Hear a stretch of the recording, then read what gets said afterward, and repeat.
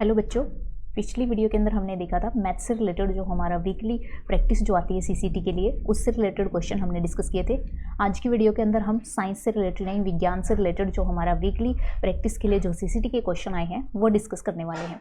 तो आइए स्टार्ट करते हैं। तो आज के हमारे जो क्वेश्चन है वो है प्रकाश संश्लेषण के बारे में, यानी जो पादप होते हैं हमारे मेनली उनके अंदर किस तरीके से प्रकाश संश्लेषण होता है। तो देखिए, प्रकाश संश्लेषण एक रासायनिक अभिक्रिया होती है जिसके अंदर जो पादप कोशिकाएं होती हैं जिनके अंदर जो क्लोरोफिल होता है। अब देखिए, क्लोरोफिल भी हम जानेंगे क्या होता है।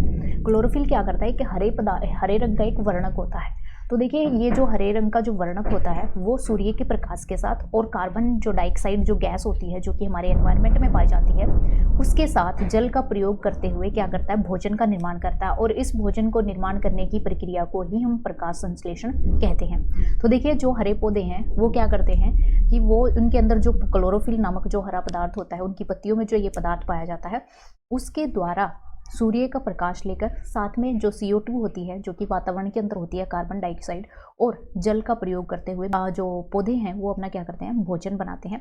इसी प्रक्रिया को हम क्या कहते हैं, प्रकाश संश्लेषण कहते हैं। तो ये अभिक्रिया कहाँ पर होती है, ये अभिक्रिया जो है पत्तियों के द्वारा की जाती है। और ये पत्तियों के अंदर जो क्लोरोप्लास्ट नामक जो पदार्थ होता है, यानी आप बोल सकते हैं कि सेल्स होते हैं, जो क्लोरोप्लास्ट जो सेल्स होते हैं उनके अंदर ये जो भोजन निर्माण की क्रिया है वो संपन्न होती है। तो देखिए, इससे रिलेटेड हमारे कुछ क्वेश्चन जो हैं वो हमें दिए गए हैं। तो देखिए, यहाँ पर एक जो लीफ है यानी जो एक पत्ती है उसकी अनुप्रस्थ काट, यानी एक जो आप यहाँ समझ लीजिए कि इस तरीके से एक पत्ती दी गई है और उसकी एक अनुप्रस्थ काट, मतलब उसका एक छोटा सा हिस्सा काट कर जो है ये पूरी की पूरी जो है उसके अंदर कौन से पार्ट जो है किस तरीके से उसको पार्ट्स में डिवाइड किया गया है, ये वो काट दिखाई गई है। तो देखिए, इसमें जो है ABCD ये 4 क्या दिए गए हैं, कुछ संरचनाएं जो हैं उनको ABCD नाम से अंकित किया गया है। और इससे रिलेटेड आपसे क्वेश्चन अगला पूछा गया है। क्या क्वेश्चन पूछा गया है कि आपने क्या करना है, इन A, B, C और D को किन नामों से जाना जाता है, इसको आपने बताना है। तो देखिए, इनको किन नामों से हमने जो है हम जानते हैं इसके बारे में हमने बताना है। तो देखिए, ये एक फिगर जो आप देख रहे हैं, ये एक जो हमारा जो पौधों के ऊपर पाई जाने वाली एक पत्ती होती है, यानी आप पत्ता, लीफ बोल सकते हैं आप उसको। तो यहाँ पर उसका अगर एक छोटा सा पार्ट आप ले लें, उसका छोटा सा एक हिस्सा अगर आप काट के देखें तो इसके ऊपर जो ये लीफ का पूरा स्ट्रक्चर दिया हुआ है, यानी एक पत्ते का स्ट्रक्चर दिया हुआ है। ये ऊपर का जो हिस्सा है इसको क्यूटिकल्स कहा जाता है। क्या कहा जाता है इसको, क्यूटिकल्स। क्यूटिकल्स बिल्कुल मोम जैसा चिकना चिकना, जब कोई आप जो भी कोई लीफ वगैरह यानी पत्ता वगैरह देखते हैं तो उसके ऊपर एक बिल्कुल चिकनी चिकनी जो परत होती है उसको क्या बोला जाता है, उसको क्यूटिकल बोला जाता है। बिल्कुल मोम जैसी संरचना होती है। इसके अंदर का पार्ट आप देख सकते हैं, ये जो है इसकी बाह्य त्वचा कहलाती है, यानी पत्ती का जो बाह्य पार्ट होता है, बाह्य त्वचा जो है वो कहलाती है। तो देखिए, ये वाले जो उत्तक होते हैं, ये जो आप देखिए इस तरीके से ये क्लोजली आपस में कनेक्ट होते हैं, एक दूसरे के साथ बिल्कुल क्लोजली जुड़े हुए हैं। तो आप इनको जो है एक तरीके से खंभ उत्तक बोल सकते हैं। खंभ उत्तक के नाम से इनको जाना जाता है। आगे देखिए, ये जो इस तरीके से बिल्कुल लूजली कनेक्ट है, यानी एक दूसरे से अलग हैं। ये कहीं कहीं जो है बीच में आप देख रहे हैं इस तरीके की खाली जगह भी आपको दिखाई दे रही है। तो ये जो बीच में जो ये वाले उत्तक आपको दिखाई दे रहे हैं ये स्पंजी उत्तक हैं। कौन से हैं, स्पंजी उत्तक।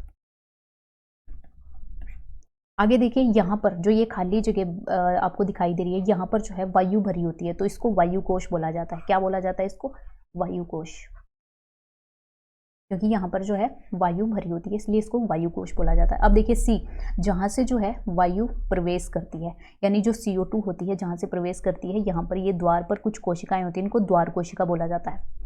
C पर जो नोट की गई हैं दोनों की दोनों, यानी यहाँ पर छिद्र होते हैं, रंध्र होते हैं, यहाँ पर जो छिद्र होता है उसमें से जो है क्या करती है, हवा जो है वो अंदर की तरफ जाती है। और ये जो बीच में जो ये आप देख सकते हैं द्वार होते हैं, इनको द्वार कोशिका बोला जाता है, द्वार कोशिका।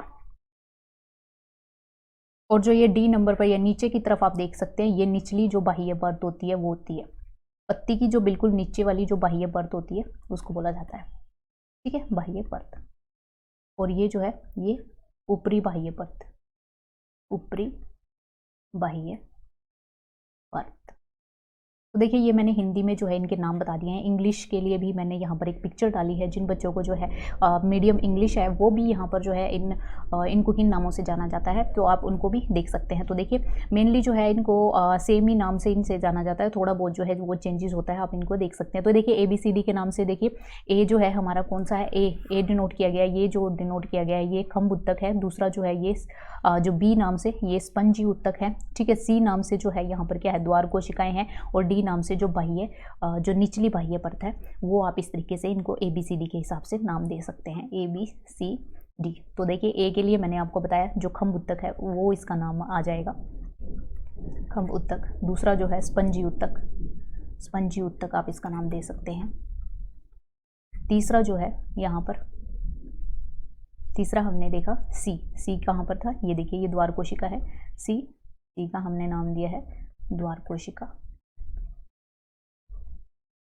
आगे देखिए डी जो है वो हमारी बाह्य निचली जो नीचे वाली जो बाह्य त्वचा है, निचली बाह्य त्वचा, बाह्य परत, आप इसको दे सकते हैं नाम बाह्य परत, ठीक है। तो ये हमने इसके नाम दिए गए हैं। आगे देखिए इसको, देखिए इस तरीके से भी मैंने दिखाया। देखिए ये अलग से जो पिक्चर डाली है इसमें देखिए ये ऊपर वाली जो परत है उसको देखिए, ये क्यूटिकल्स है, बिल्कुल ऊपर वाली जो परत आपको दिखाई दे रही है ये क्यूटिकल्स है। ये देखिए ऊपरी बाह्य त्वचा, ये हमने देखी, ये जो ऊपरी बाह्य त्वचा मैंने आपको नाम दिखाया था।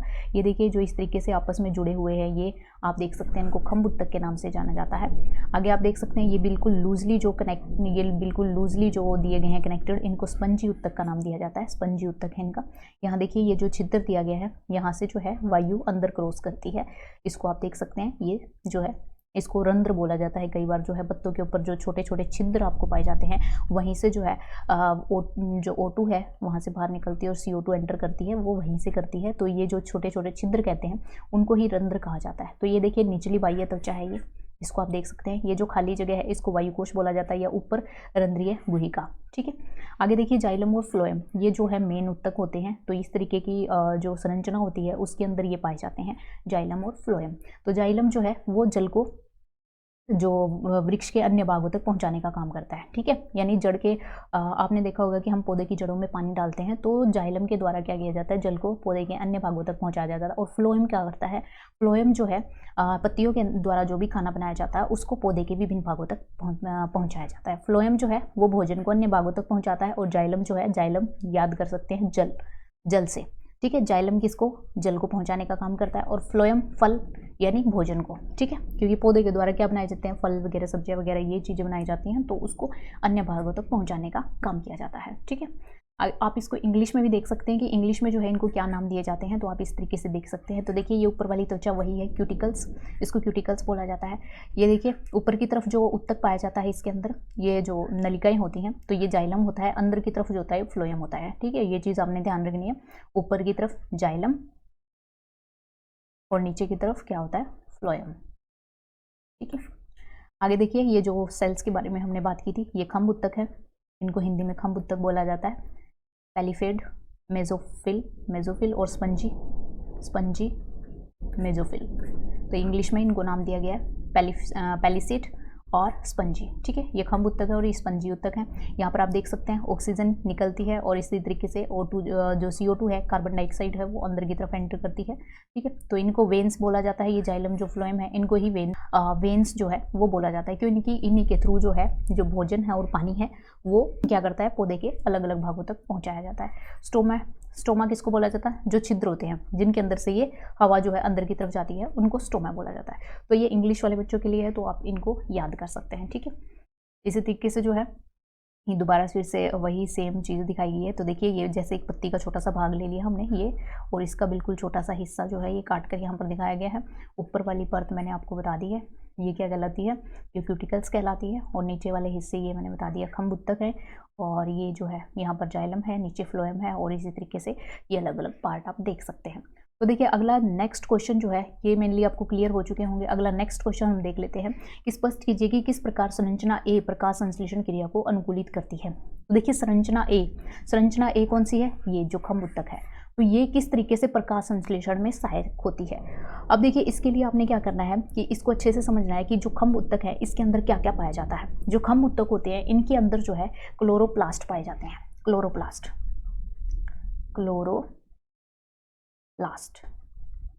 क्लोरोप्लास्ट नामक जो सेल्स होती हैं, कोशिकाएं होती हैं, वो यहाँ पर पाई जाती हैं और इन्हीं के अंदर क्या पाया जाता है, इन्हीं के अंदर क्लोरोफिल पाया जाता है।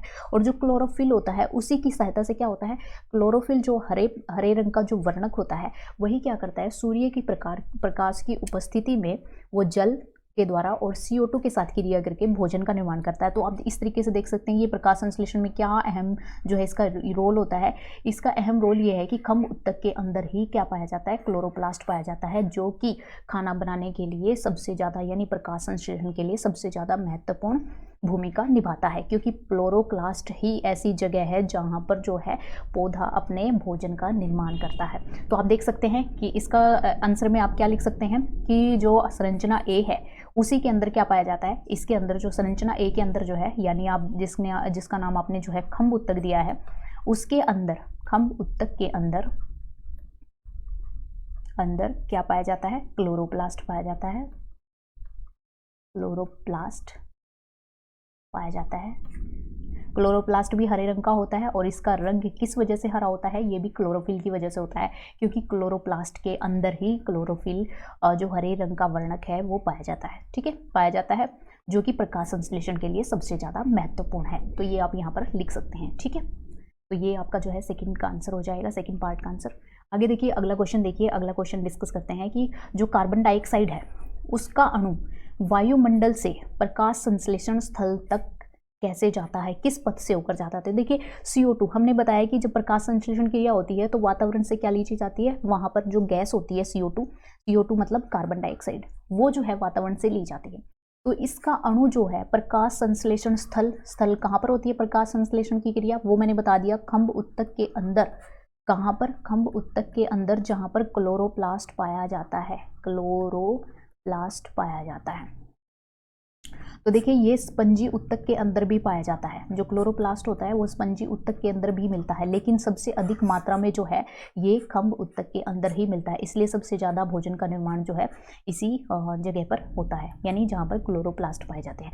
तो अब उसने पूछा है कि CO2 को क्लोरोप्लास्ट तक पहुँचने के लिए किस माध्यम की यानी किस पथ को उसको फॉलो करना पड़ता हो, यानी कहाँ से वो जाती है। तो देखिए यहाँ पर हम जो है एक पिक्चर की सहायता से इसको देखेंगे।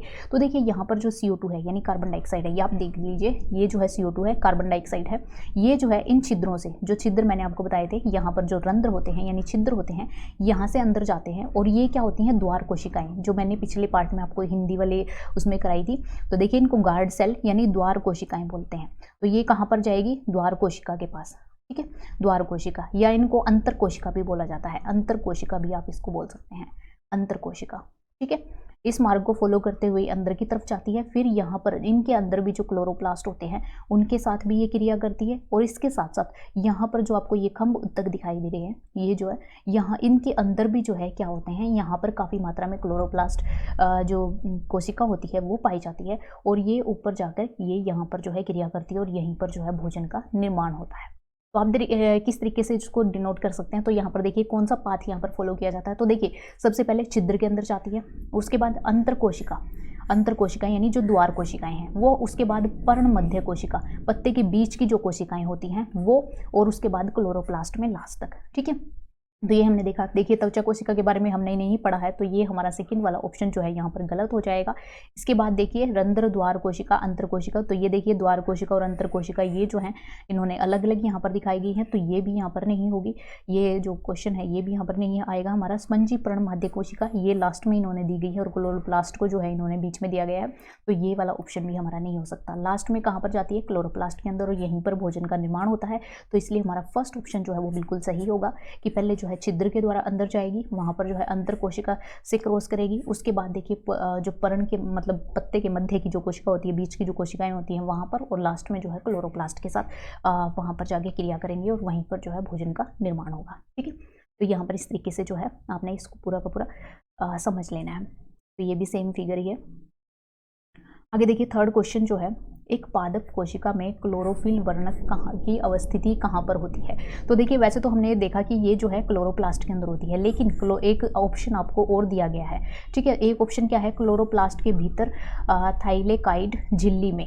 तो यहाँ पर इन दो ऑप्शन में किसी में भी हो सकता है।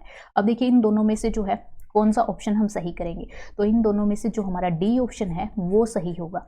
ऐसा क्यों? क्योंकि क्लोरोप्लास्ट के अंदर काफ़ी सारा जो है स्ट्रक्चर होता है। तो देखिए हम क्लोरोप्लास्ट को समझते हैं कि क्लोरोप्लास्ट होता क्या है, ठीक है। तो क्लोरोप्लास्ट को देखेंगे सबसे पहले। तो देखिए ये मान लिया एक पत्ता है, किसी भी पेड़ का पत्ता आप ले सकते हैं, उसका एक छोटा सा हिस्सा ये काट कर हमने जो है ये अलग कर दिया, और यहाँ पर ये पार्ट हमने देख लिए, खंभ उत्तक और नीचे वाले उत्तक हमने देखे, ये हमने द्वार कोशिकाएं देखी, और ये जो है हमने छिद्र देखे, और ये बाह्य त्वचा देखी नीचे वाली, और ये ऊपर वाली बाह्य त्वचा, ठीक है। और ये हमारा क्यूटिकल्स थे।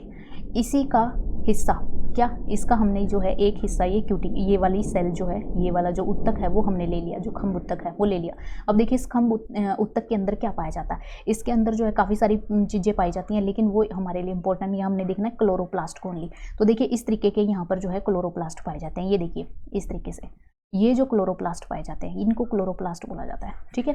तो ये जो कोशिकाएं पाई जाती हैं ये क्लोरोप्लास्ट कहलाती हैं। अब देखिए इसको हमने फिर एक क्लोरोप्लास्ट को लिया और उसका अंदर का स्ट्रक्चर देखा कि अंदर क्या है, उसके अंदर की संरचना देखते हैं हम। तो देखिए इसके अंदर जो है ये काफ़ी सारी इस तरीके की जो थाइलेकोइड्स होते हैं वो होती हैं, ठीक है। तो इस हिस्से को थाइलेकोइड बोला जाता है। दूसरा ये भी थाइलेकोइड है, ये भी थाइलेकोइड है, अलग अलग। जब ये पूरी की पूरी एक इस तरीके से ये पूरा का पूरा जब स्ट्रक्चर बना लेते हैं आपस में जोड़ के, तो उसको ग्रेनम बोला जाता है, इसको ग्रेनम बोला जाता है, ठीक है। हिंदी में भी इसको ग्रेनम ही कहा जाता है और इंग्लिश में भी ग्रेनम ही कहा जाता है। इसको थोड़ा और डिटेल में अगर हम देखें तो यहाँ पर आप देख सकते हैं कि ये पूरा का पूरा जो क्लोरोप्लास्ट का चित्र है, ये जो है इसकी अंदर वाली जो आंतरिक झिल्ली है वो कहा जाएगा इसको आंतरिक झिल्ली, ठीक है। ये जो है बाह्य झिल्ली है, बाह्य झिल्ली आप इसको बोल सकते हैं, मेम्ब्रेन। और ये जो है आंतरिक झिल्ली, ठीक है। और ये बीच में जो इसके स्पेस है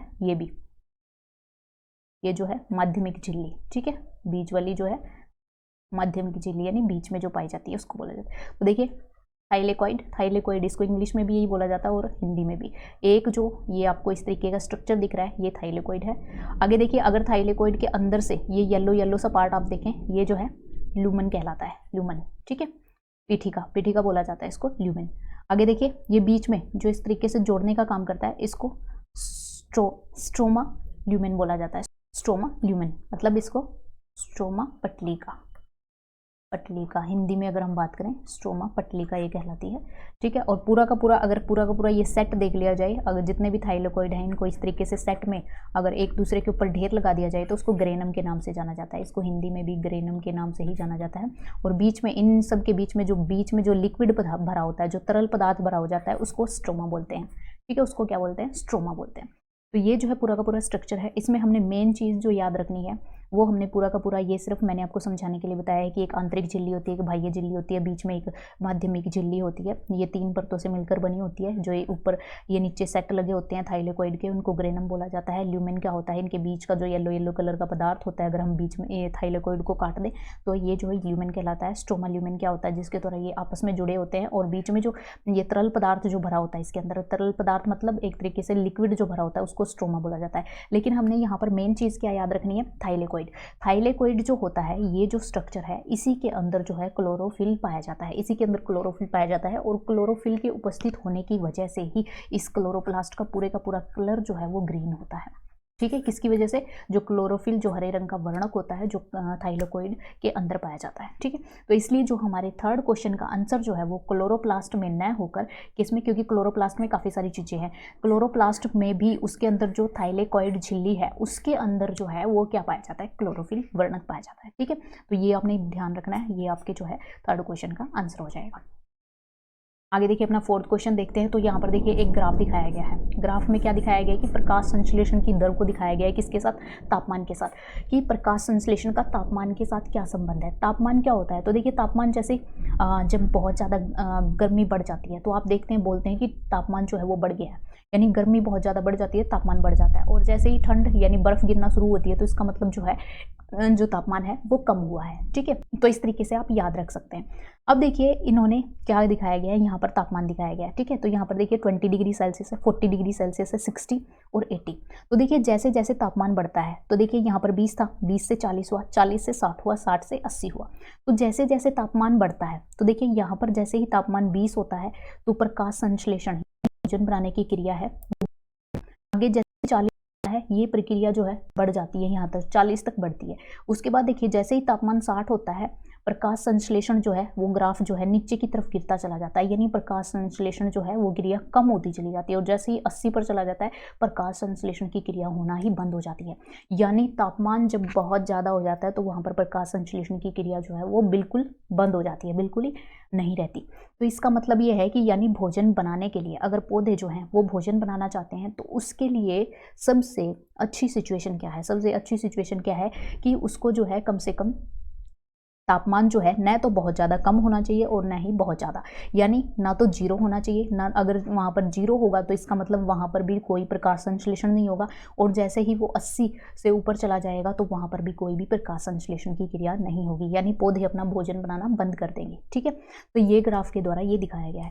अब इस ग्राफ के बेस पर कुछ क्वेश्चन जो है, कुछ स्टेटमेंट दी गई हैं, आपने बताना है कौन सी सही है।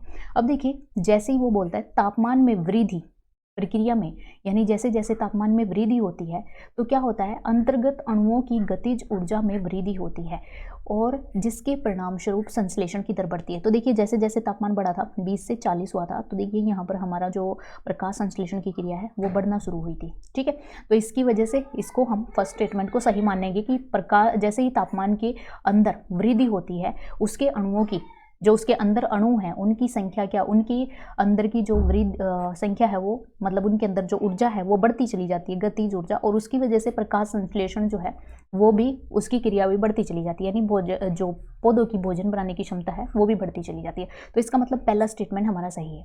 अगला स्टेटमेंट देखिए, 40 डिग्री सेल्सियस से ऊपर तापमान पर, अगर 40 डिग्री सेल्सियस से ऊपर तापमान हो जाता है तो प्रकाश संश्लेषण के अंतर्गत जो एंजाइम होते हैं वो विकृत हो जाते हैं। यानी तापमान बहुत ज़्यादा हो जाता है, यानी गर्मी बहुत ज़्यादा बढ़ जाती है या सूर्य बहुत ज़्यादा तेज़ी से चमकता है, तो अगर वो 40 डिग्री सेल्सियस से ऊपर चला जाता है, यानी 40 डिग्री सेल्सियस यहाँ पे उससे ऊपर चला गया तापमान, 60 हो गया, 80 हो गया, तो उस टाइम पर क्या हो गया कि जो भोजन बनाने वाले एंजाइम हैं वो क्या हो जाते हैं, वहाँ पर विकृत होने लग जाते हैं, विकृत होने लग जाते हैं एक तरीके से, वो जो है अपना काम करना बंद कर देते हैं और प्रकाश संश्लेषण की क्रिया भी वहाँ पर क्या हो जाती है, रुक जाती है। तो इसका मतलब दूसरी स्टेटमेंट भी हमारी सही है। तो ये हमारी दोनों स्टेटमेंट सही हैं। आगे थर्ड स्टेटमेंट को हम देखते हैं, क्लोरोफिल वर्णक अपना संरचनात्मक संगठन खो देता है। तो देखिए यहाँ पर क्लोरोफिल के बारे में कोई भी बात नहीं की गई है, ये ग्राफ के माध्यम से हमने ये क्वेश्चन बताना था। ठीक है, तो यहाँ पर अगर ग्राफ के माध्यम से हमने ये क्वेश्चन बताना है तो यहाँ पर क्लोरोफिल के बारे में कोई बात नहीं की गई है, यहाँ पर सिर्फ तापमान से रिलेटेड और प्रकाश संश्लेषण से रिलेटेड जो रिलेशन है वो दिखाया गया है। तो इसलिए यहाँ पर थर्ड स्टेटमेंट को हम यहाँ पर काउंट नहीं करेंगे। इसलिए हमारा क्वेश्चन कौन सा हो जाएगा, जहाँ पर पहला और दूसरा ऑप्शन सही होगा वही हमारा क्वेश्चन जो ऑप्शन है वो सही हो जाएगा। तो देखिए पहला और दूसरा किस में है, पहला दूसरा इसमें है, लेकिन इसमें तीसरा भी दिया गया तो ये गलत हो जाएगा। तो देखिए जो बी ऑप्शन है यानी ब ऑप्शन है वो हमारा ठीक हो जाएगा। ठीक है, आगे देखिए, आगे हमारा जो पांचवा क्वेश्चन है वो हम देख लेते हैं। तो देखिए यहाँ पर जो है पिचर प्लांट एक घटपर्णी जो कि कीड़ों को खाता है, एक ऐसे पौधे के बारे में बताया गया है जो कीड़ों को खाता है, अपने अंदर जो है वो क्या कर लेता है, उनको फंसा लेता है, फिर उनको खा लेता है। ठीक है, तो ये कीड़ों को फांस लेता है तथा वायुमंडलीय कार्बन डाइऑक्साइड का प्रयोग करके कार्बन स्रोत के रूप में प्रयोग करता है, यानी वायुमंडल से कार्बन डाइऑक्साइड भी लेता है ये और साथ साथ में कीड़ों को भी खाता है। ठीक है, तो नीचे दिए गए कथनों में से कौन सा कथन इस जीव के पोषण के लिए सबसे अच्छी व्याख्या देता है, यानी कौन से नीचे दिए गए जो ऑप्शन है वो इस पौधे के बारे में क्या अच्छे से बताते हैं। तो देखिए सबसे पहला ऑप्शन दिया गया है कि क्या ये स्वपोषी क्या होता है, जो अपना पोषण स्वयं करते हैं, जो अपना पोषण स्वयं करते हैं, यानी अपने भोजन के लिए वो दूसरों पर निर्भर नहीं रहते। क्या ये ऐसा जीव है, तो देखिए उसने कहा है कि वो कीड़ों को भी फांस लेता है, यानी ये कीड़ों को भी खाता है। तो इसका मतलब ये पौधा ऐसा है जो कीड़ों को अपने अंदर मतलब एक तरीके से अपनी तरफ खींच लेता है और उसके बाद जो है उनसे अपना पोषण भी लेता है। तो इसका मतलब हम नहीं मान सकते कि ये स्वपोषी है, यानी दूसरे जीवों से भी ये अपना भोजन ले रहा है। तो इस तरीके से ये क्या है, विषमपोषी भी है।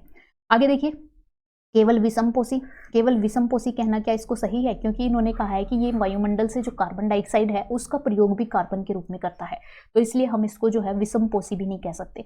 परजीवी क्या सिर्फ दूसरे जीवों पर निर्भर करता है, तो ऐसा भी नहीं है।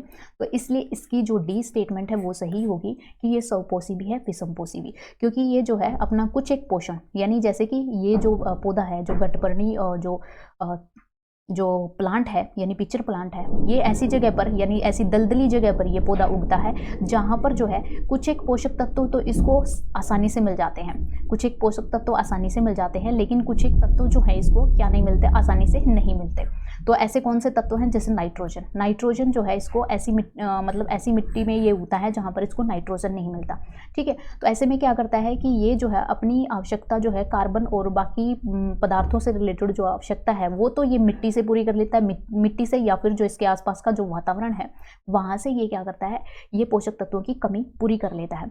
लेकिन कुछ एक जो नाइट्रोजन जैसे तत्व हैं वो कहाँ से पूरी करता है, वो लेता है कहाँ से, जो छोटे छोटे कीट आकर इसमें फंस जाते हैं और फिर ये अपना जो ऊपर वाला जो ये ढक्कन होता है इसको बंद कर लेता है और यहाँ से जो है ये अपना बाकी के पोषक तत्वों की कमी जो है वो पूरा करता है। तो इस तरीके से आप इसको बोल सकते हैं कि ये स्वपोषी भी है और विषमपोषी भी, यानी कुछ जो इसके पोषक तत्व हैं ये अपने आप से जो है उनको पूरा करता है और कुछ के लिए ये दूसरों का सहारा लेता है। तो आप बोल सकते हैं कि इसके अंदर दोनों की फीचर है, इसलिए इसको स्वपोषी और विषमपोषी दोनों तरीके का प्लांट जो है आप कह सकते हैं, ठीक है। ये हम यहाँ पर हमारे जो है ये 5 क्वेश्चन जो है लगभग कंप्लीट हो चुके हैं। तो 5 ही क्वेश्चन थे हमारे। फिर भी आपको कोई डाउट है तो आप हमें कमेंट सेक्शन में लिख सकते हैं या फिर जो हमारा ग्रुप है उसमें आप जो है क्वेश्चन पूछ सकते हैं, ठीक है। तो इसी के साथ मैं आपसे इजाज़त लेना चाहती हूँ। Bye bye.